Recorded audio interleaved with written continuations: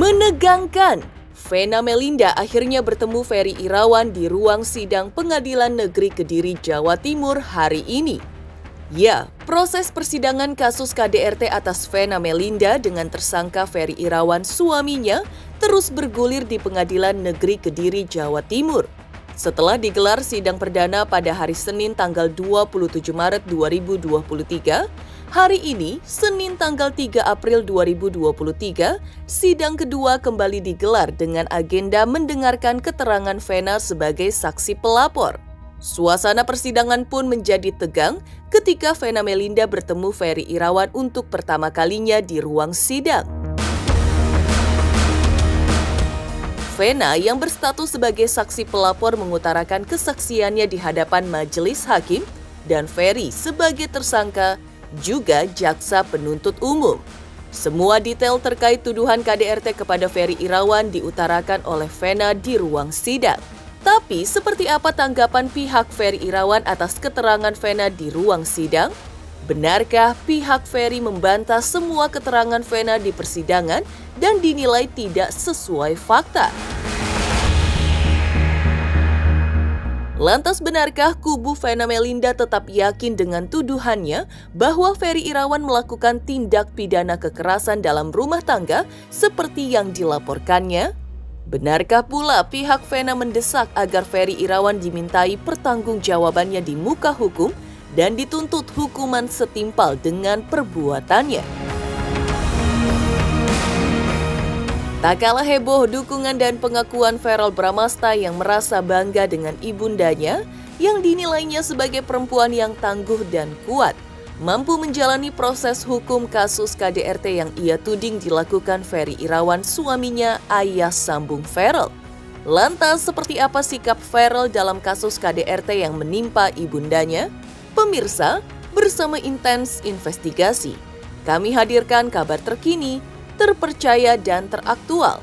Tetapi sebelumnya, jangan lupa untuk like, subscribe, dan juga share channel YouTube ini.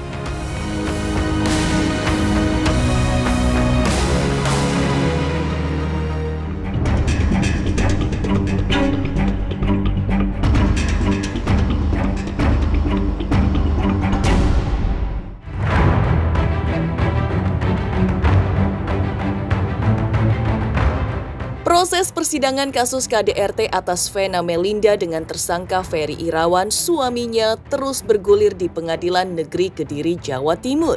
Setelah digelar sidang perdana pada hari Senin tanggal 27 Maret 2023, hari ini, Senin tanggal 3 April 2023, sidang kedua kembali digelar dengan agenda mendengarkan keterangan Vena sebagai saksi pelapor.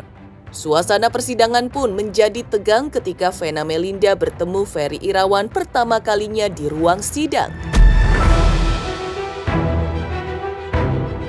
Vena yang berstatus sebagai saksi pelapor mengutarakan kesaksiannya di majelis hakim dan di depan Ferry sebagai tersangka, juga jaksa penuntut umum.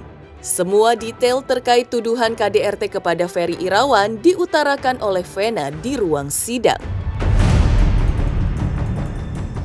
Pagi Mas Ferry. Pagi. Mau dulu ya Mas? Iya. Biar dilancarkan semuanya. Ya. Mas, ya.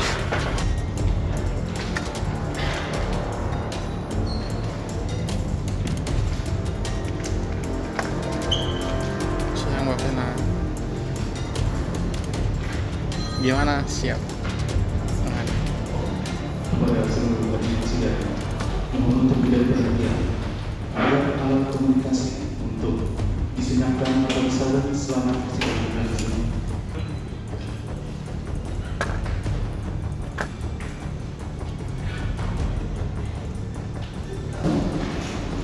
Warga negara Indonesia ya?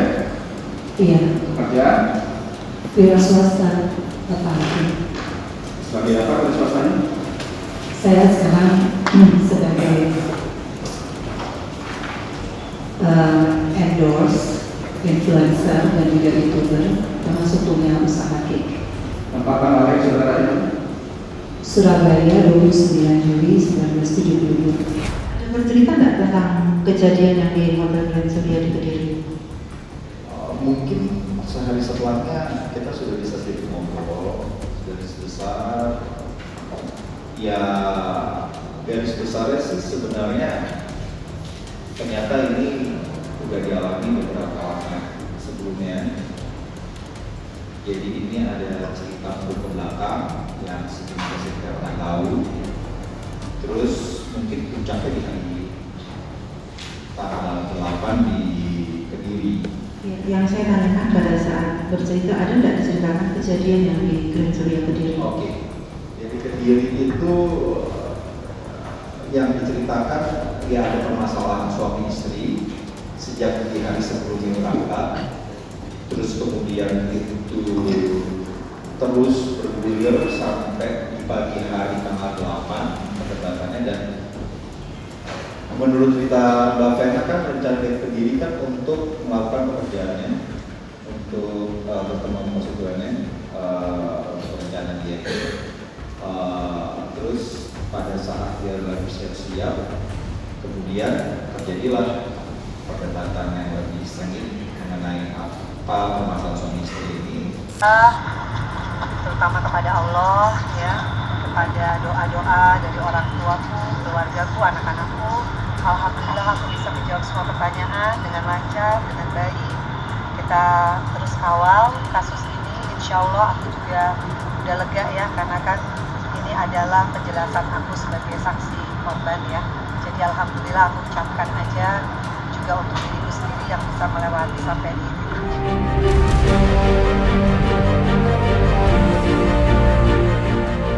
Sebelumnya, di persidangan perdana pada hari Senin tanggal 27 Maret 2023, pihak Ferry Irawan dengan lantang dan tegas mengatakan bahwa dirinya tidak bersalah dan dipaksa dibuat seolah-olah bersalah melakukan kekerasan dalam rumah tangga atas istrinya Vena Melinda demi ambisi Vena yang lagi-lagi ingin menjadi anggota dewan.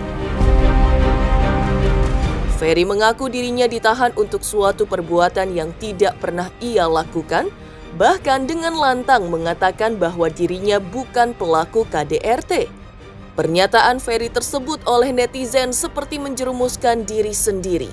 Karena kalau demikian, artinya kuasa hukum Ferry selama ini sepertinya tidak punya dalil hukum yang jitu untuk membebaskan orang yang tidak bersalah dari tahanan seperti dirinya.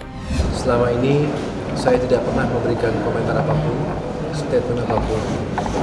Tapi kali ini saya harus mengungkap sesuatu dari isi hati saya.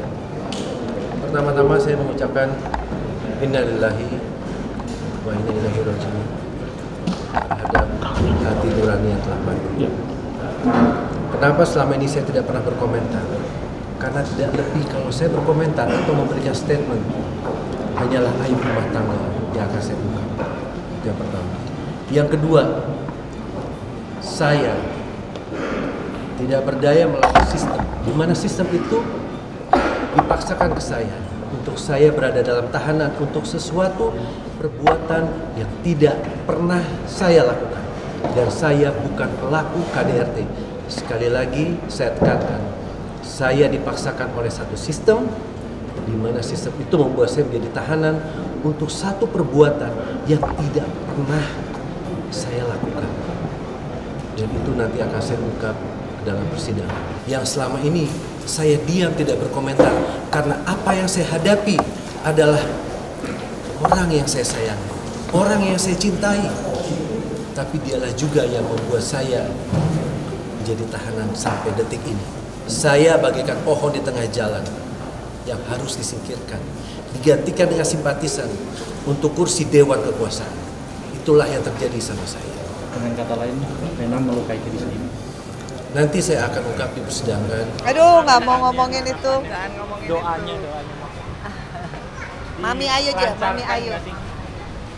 Dilancarkan nggak sih? Pokoknya hari ini buka puasanya happy banget ya. Mohon doanya ya. Mungkin doa buat besok biar diberi Iya, makanya didoain. Amin. Dilancarkan ya. Vena itu kan salah juga, belum tentu. Yang di KDRT itu Ferry, bukannya Vena.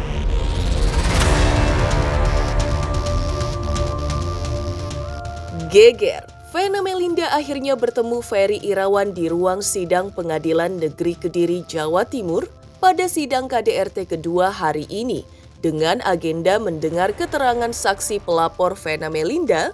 Lantas benarkah pihak Ferry Irawan lagi-lagi melihat banyak kejanggalan dalam keterangan yang disampaikan pihak Vena? Dan sebaliknya, benarkah pihak Vena justru yakin bahwa fakta terkait Ferry sudah terbuka terang benderang? Pemirsa Intens Investigasi, jangan lupa untuk like, subscribe, dan juga share channel YouTube ini. Jangan lupa pemirsa semua untuk saksikan Intens 3 kali sehari. Pokoknya disaksikan terus, jangan lupa like, comment, dan subscribe.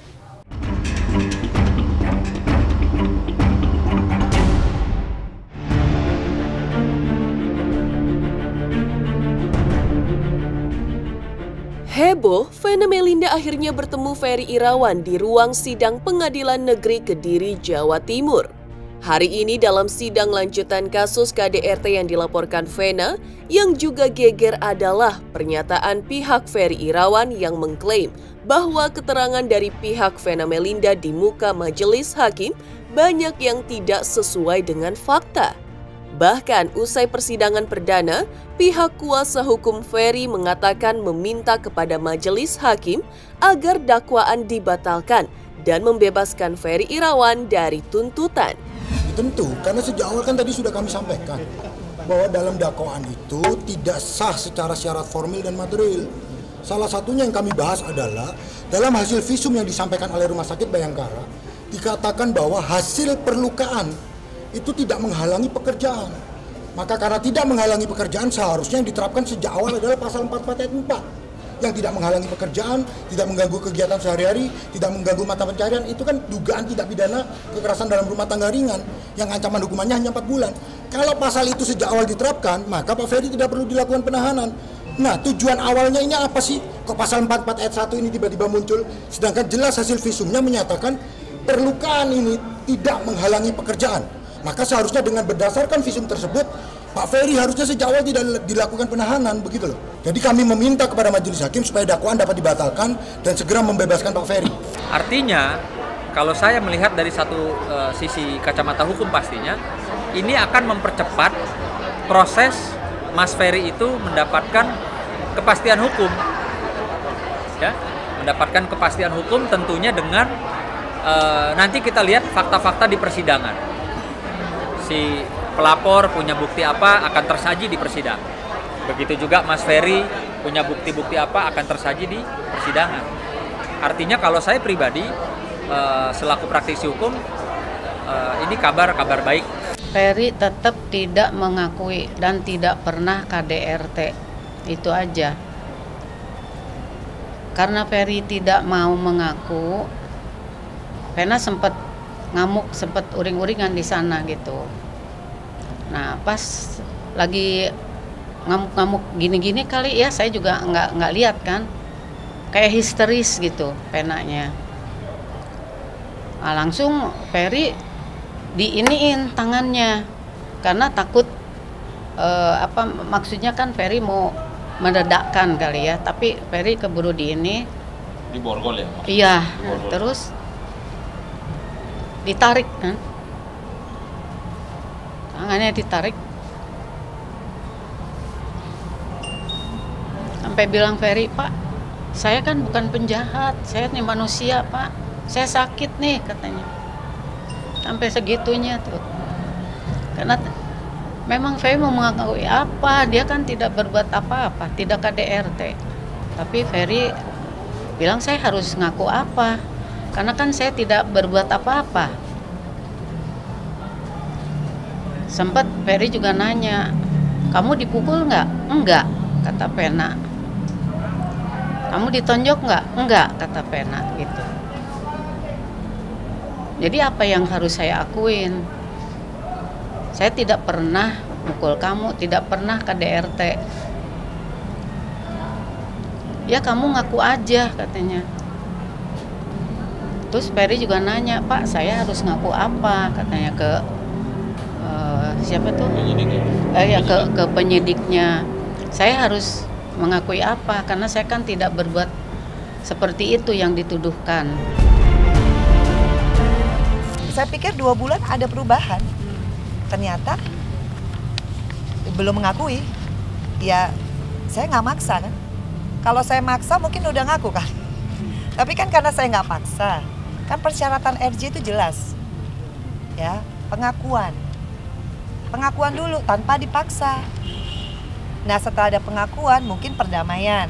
Setelah ada perdamaian mungkin ada kesepakatan antar dua pihak. Ferry sama kami, sama keluarga juga tidak pernah mengakui, oh ya sorry saya hilaf bro. Jadi saya melepaskan misalnya tamparan gitu, pada istri saya kan nggak pernah gitu loh. Jadi kalau saran saya kepada Ferry, apapun syarat yang diajukan selama memang itu tidak sesuai dengan fakta, dengan kejadian sebenarnya, ya tidak perlu diikuti. Sementara, kubu Vena Melinda tetap yakin dengan tuduhannya bahwa Ferry Irawan melakukan tindak pidana kekerasan dalam rumah tangga yang membuat hidung Vena Melinda berdarah saat menginap di salah satu hotel di Kediri dalam suatu kunjungan kerja ke dapil Vena. Karena itu, pihak Vena pun mendesak agar Ferry Irawan dimintai pertanggungjawabannya di muka hukum dan dituntut hukuman sesuai dengan perbuatannya.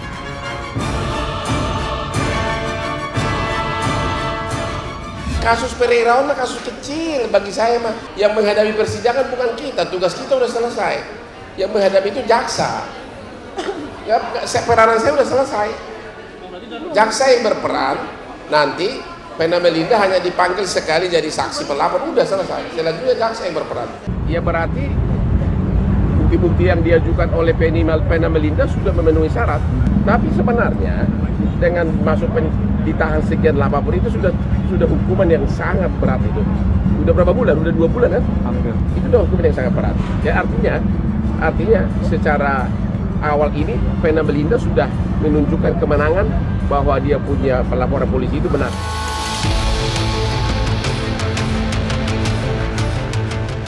Panas prahara KDRT antara pihak Ferry Irawan yang melihat banyaknya kejanggalan dalam kesaksian Vena, sementara Vena Melinda justru merasa yakin dengan fakta-fakta yang ia sodorkan terkait KDRT yang diduga dilakukan Ferry, di mana sudah terbuka dan terang benderang. Lantas seperti apa tanggapan putra Vena Melinda atas kasus KDRT yang dilaporkan ibundanya terhadap Ferry?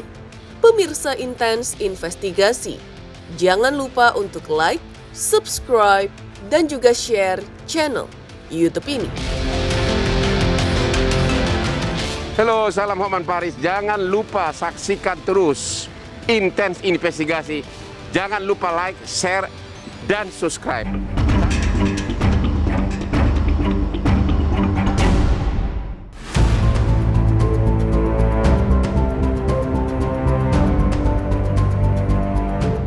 Geger pihak Ferry Irawan yang menelisik adanya banyak kejanggalan dalam keterangan pihak Vena Melinda di pengadilan, di mana justru merasa yakin bahwa fakta terkait Ferry melakukan KDRT sudah terbuka terang benderang.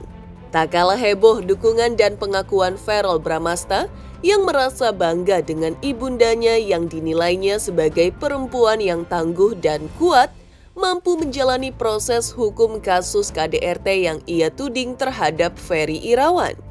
Namun, Verrel yang enggan untuk ikut campur dalam kasus tersebut lantaran merasa yakin bahwa aparat penegak hukum bisa menjalankan fungsinya dengan baik, benar dan adil dalam menangani perkara KDRT ibundanya. Seneng lah, yang pasti bangga lah, karena menurut aku Mama adalah sosok yang perempuan yang kuat ya, yang independen gitu ya. Hampir sempurna lah. Kalau aku dari awal sama seperti yang aku bilang dari kemarin ya, kayak kalau soal ini aku nggak mau terlalu ikut campur, biar pihak penyidik aja dan pihak yang berwenang menjalankan tugas dan prosedurnya, dan nanti kan biar waktu yang membuktikan seperti apa hasilnya. Untuk mempercepat pemulihan pada kondisi psikis atau mental ibundanya pasca kasus KDRT yang diduga dilakukan Ferry Irawan, Feral sudah jauh-jauh hari memboyong ibunda untuk menunaikan ibadah umroh bersama dengan adiknya Atala Naufal. Umroh diharapkan Vena sebagai hadiah baginya dari Feral putranya selama di bulan suci Ramadan tahun ini. Tinggal umroh insya Allah ya Kak ya, amin. Belum tahu nih, kalau aku kan ngikut schedule-nya kakak. Pengen disurprisein dikasih hadiah umroh. Itu udah bukan surprise, udah minta dong, itu request. Demikian pemirsa kabar terkini, terpercaya dan teraktual yang kami hadirkan hari ini. Saksikan terus Intens Investigasi setiap Senin sampai dengan Sabtu, tayang 3 kali sehari, yaitu pada pukul 11 siang, 3 sore, dan 7 malam, tentunya hanya di YouTube channel. Dan pastikan jangan lupa untuk like, subscribe, share, dan juga komen channel Intens Investigasi.